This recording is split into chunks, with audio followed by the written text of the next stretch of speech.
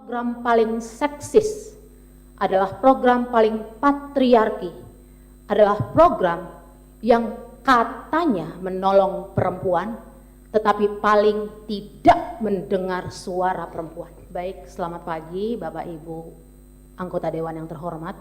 Terima kasih pimpinan sudah meluangkan waktu untuk menerima kami pada pagi hari ini.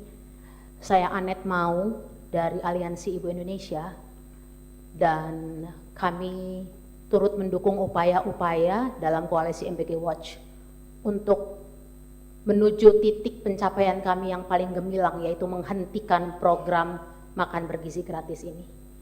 Sangat sulit untuk tidak emosional tentang program ini, karena program ini kalau menilik dari perspektif perempuan adalah program paling seksis, adalah program paling patriarki, adalah program yang katanya menolong perempuan, tetapi paling tidak mendengar suara perempuan. Bicara makan, bicara ibu, bicara makan, bicara keluarga. Kalau bangsa ini jargonnya, perempuan adalah pilar peradaban, di mana suara kami? Mari lihat daftar jajaran BGN. Berapa persen perempuan? Mari lihat para pengambil keputusan dalam proyek mega budget ini.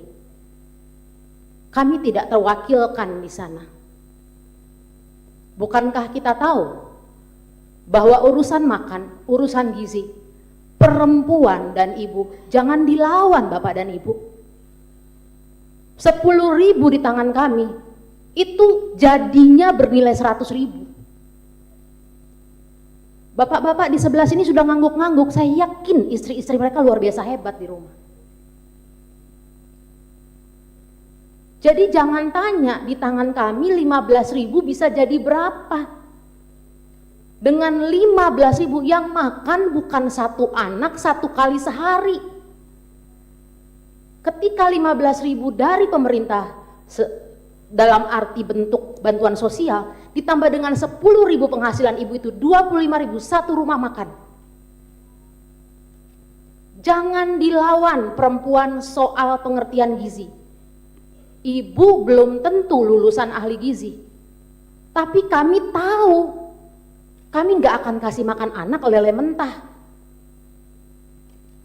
Nggak ada di dalam rumus kami makan siang itu batok kelapa, air kelapa. Tahu dan tempe pun diolah di tangan perempuan, dahsyat jadinya. Bukankah kita dibesarkan dengan para ibu yang sedemikian? Sangat sulit untuk tidak emosional ketika kita bicara yang paling berhemat dalam ekonomi rumah tangga adalah ibu dan perempuan. Jadi kalau kita melihat makanan yang harusnya diterima hangat, makanan yang harus diterima dalam kondisi terbaiknya, nak sudah makan, ini baru matang, silakan makan. Ibu-ibu kita di rumah begitu bukan? Ibu baru selesai masak, dimakan sekarang ya nak, jangan nanti, hangat adalah yang terbaik. Sekarang mari kita survei, mana sekolah penerima manfaat MBG yang menerima makanan dalam keadaan hangat, kondisi nutrisi terbaiknya? Saya berani bertaruh tidak ada, karena diperlukan jarak sekian kilometer untuk mengantarkannya. Dan mungkin saya mau merujuk kepada apa yang Mas Media pernah katakan di begitu banyak podcast, di begitu banyak acara-acara diskusi, bahwa MBG ini adalah proyek di mana bantuan sosial dari negara kepada rakyat dipotong langsung setengahnya. Ini gila sekali bukan?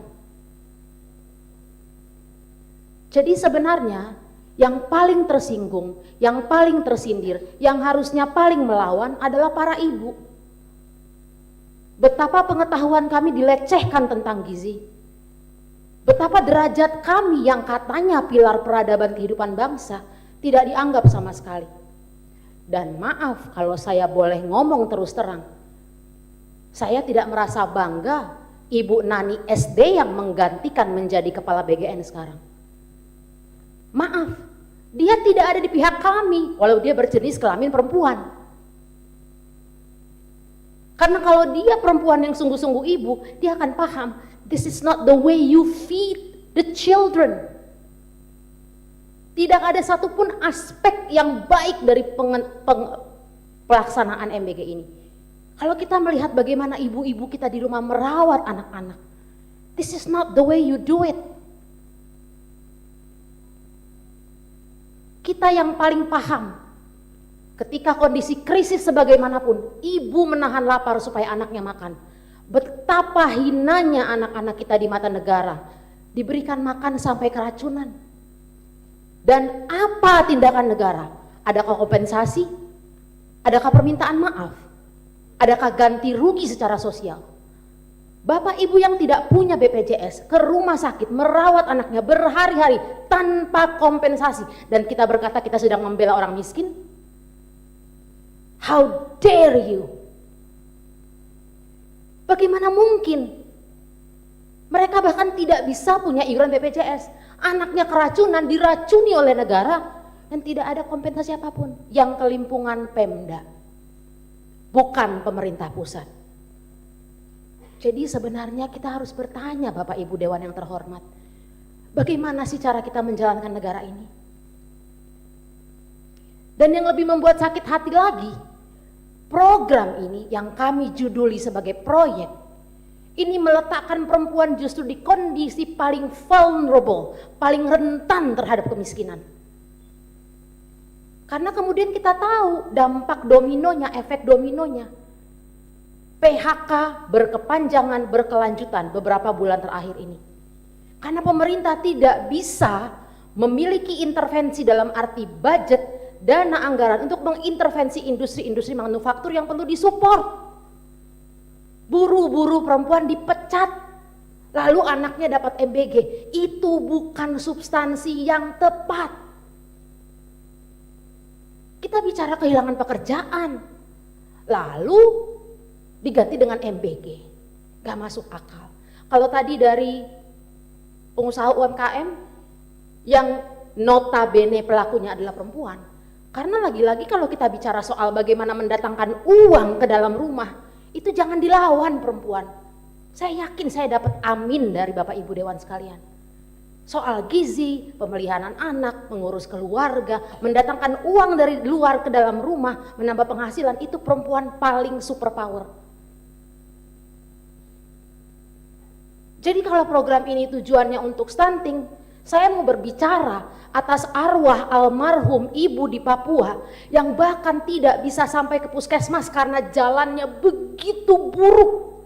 Itu yang harus diperbaiki untuk stunting. Itu yang harus peran pemerintah tuh di situ. Hamil nggak bisa cek ke puskesmas, nggak ada jalur angkot, jalannya sangat buruk. Sampai di puskesmas alat buat periksa kesehatannya nggak ada. Di situ kami ingin didengar sebagai perempuan.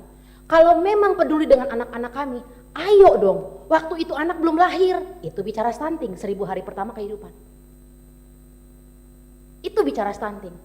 Kami juga mau berbicara sebagai ibu, juga data paling mutakhir, paling valid yang ada mengenai kantong-kantong kemiskinan, kantong-kantong stunting. Kenapa tidak merujuk ibu-ibu nakes puskesmas? Para tenaga kesehatan yang dari rumah ke rumah mendata warga. Kenapa saya bisa tahu itu? Karena saya dulu aktif di Posyandu. Saya tahu mereka punya data. Jadi BGN dapat data dari mana? Karena ini penyuluh Posyandu yang paham di kelurahan saya, yang miskin keluarga yang ini. Di wilayah yang ini. Betapa sakit hatinya kami sebagai perempuan ketika kami melihat bahwa SPPG justru lebih banyak di daerah yang bukan kantong stunting dan bukan kantong kemiskinan. Dengan alasan belum ada SPPG di situ karena infrastrukturnya buruk. That's it.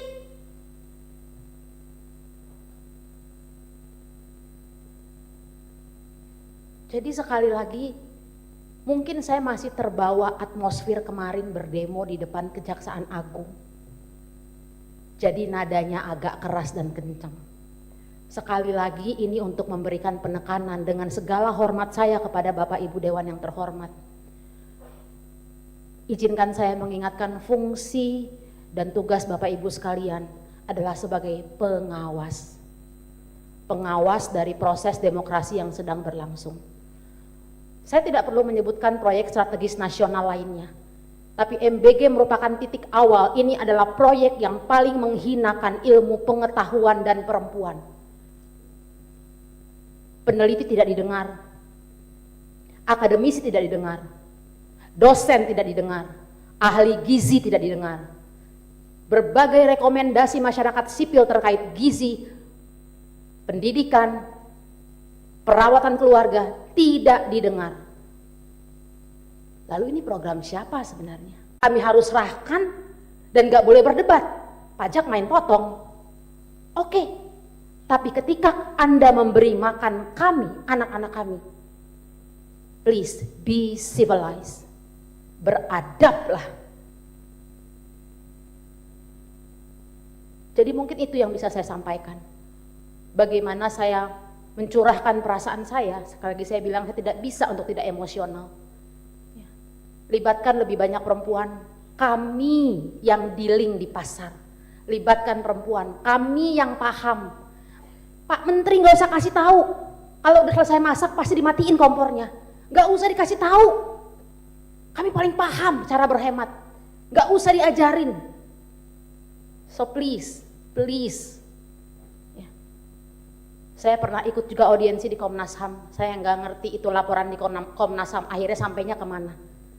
Dan saya berharap inisiatif Bapak Ibu anggota Dewan yang terhormat hari ini dan betapa baiknya pertemuan kita hari ini semoga bisa membawa manfaat yang jelas. Dan sekali lagi untuk mengawal kepentingan penerima manfaat utama yaitu anak-anak Indonesia. Terima kasih. Ya, masih ada Bapak Ibu? Setidaknya kalau Ibu kemarin hanya di gerbang kejaksaan, hari ini kita terima di sini untuk mendengarkan. Silakan dilanjut.